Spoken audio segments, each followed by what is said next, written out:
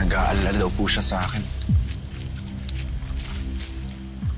Ano naman ang dapat niyang ipag-alala? Baka daw po mapahamak ako. Hindi siya dapat matakot. Kung hindi naman ikaw ang hinahanap ko, wala siya dapat ipangamba.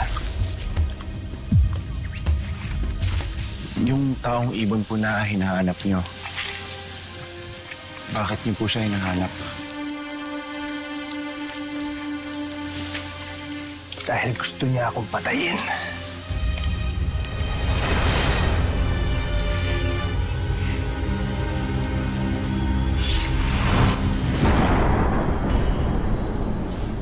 Kaya't papatayin ko siya.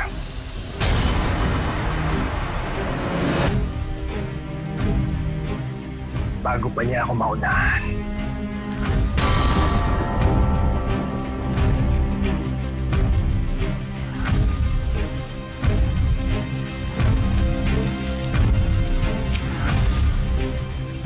Hindi.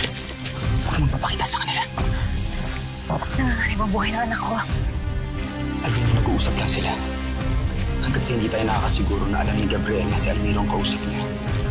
Huwag ka munang kikilos ng masama. Baka mapahamak lang ang anak mo. Pati ang sarili mo. Ang kaligtasan ng anak ko mahalaga sa akin. Hindi ang kapakanan ko. Ako, Alvina. Iniisip ko ang kapakanan mo. Mahalaga sa akin na ligtas ka dahil mahalaga ka sa akin.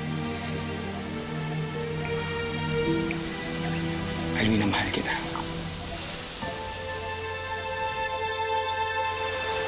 Aramis. Tagal ko nang gusto sabihin sa'yo. Noong pa lang nung nakita kita nag-aagaw buhay.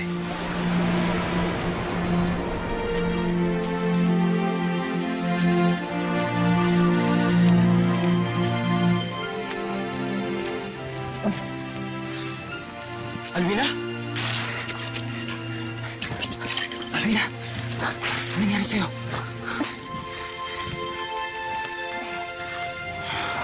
Dala ito na sumpit na may lason.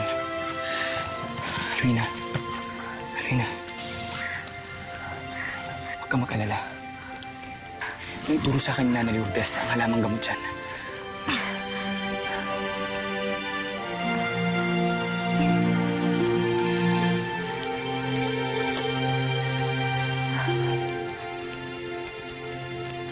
Alvina, nahulog ang loob ko sa'yo.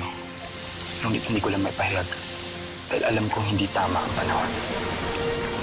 Dahil alam kong wala kang ibang iniisip kundi ang anak mo. Umasa ako na kapag napagtagpo ko kay ni Nanay Lourdes, magkakaroon ako ng pagkakataon na may pagtapat ko sa'yo ang totoo.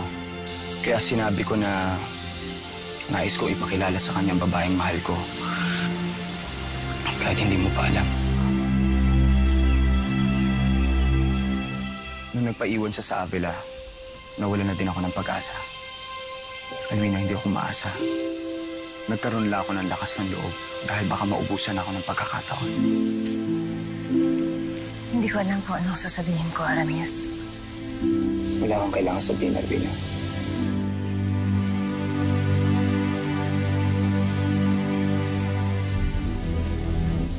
Nakalayo na sila.